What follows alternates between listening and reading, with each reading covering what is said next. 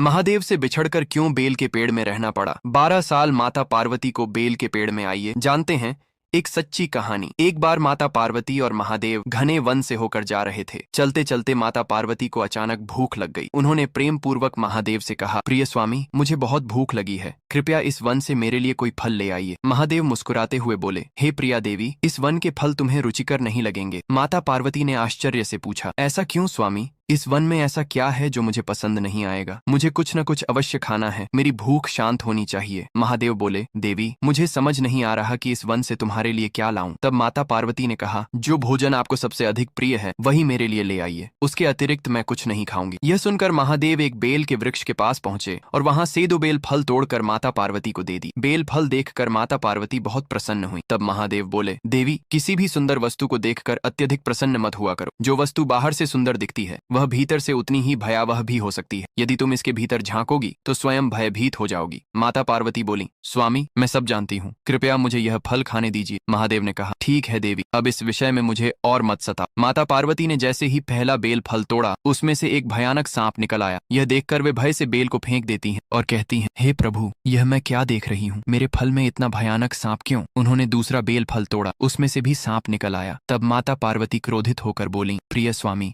मैं जानती हूँ आप अत्यंत शक्तिशाली हैं, परंतु भूखे व्यक्ति के साथ इस प्रकार का मजाक करना उचित नहीं है। महादेव शांत स्वर में बोले, हे देवी, यह सब मैंने नहीं किया, यह तुम्हारे प्रिय पुत्र गणेश का किया हुआ है। माता पार्वती ने आश्चर्य से कहा, परंतु गणेश तो मेरे साथ नहीं है, उन्होंने ऐसा कब किया? तब महादेव बोले, देवी, यह बेल का वृक्ष पहले फल नहीं देता था। इसने एक बार तुम्हारे पुत्र गणेश से वरदान मांगा था कि यदि इसमें बेल फल लगे तो यह उनके लिए व्रत करेगा, परंतु इसने अपना व्रत पूरा नहीं किया। इस कारण क्रोधित होकर गणेश ने इसे सांप बना दिया। यह सुनकर माता पार्वती बोली, स्वामी, मैं अपने पुत्र गणेश के लिए व्रत करूंगी ताकि यह वृक्ष अपने शाप से मुक्त हो जाए। महादेव जोर से हंसते हुए बोले, हे देवी, केवल व्रत करने से यह शाप मुक्त नहीं होगा। इसके लिए तुम्हें 12 वर्षों तक इसी वृक्ष में वास करना होगा और इस दौरान तुम्हें इसके पत्तों के अतिरिक्त कुछ भी नहीं खाना होगा। माता पार्वती ने दृढ़ स्वर में कहा, मुझे यह स्वीकार है। तब महादेव भावुक होकर बोले, देवी, तुम्हारे अतिरिक्त इस धरती पर कोई भी यह तपस्या नहीं कर सकता। तुम स्वयं आदि शक्ति माँ दुर्गा हो। तुम समस्त जगत के दुख और कष्ट अपने ऊपर लेकर उनका आर्ण चुकाती हो। यह कहकर माता पार्वती उस वृक्ष में समा गई। महादेव उस वृक्ष के नीचे बैठकर तपस्या करने लगे और करुण स्वर में बोले, मेरी अगली कथा देखने के लिए लाइक और सब्सक्राइब करें।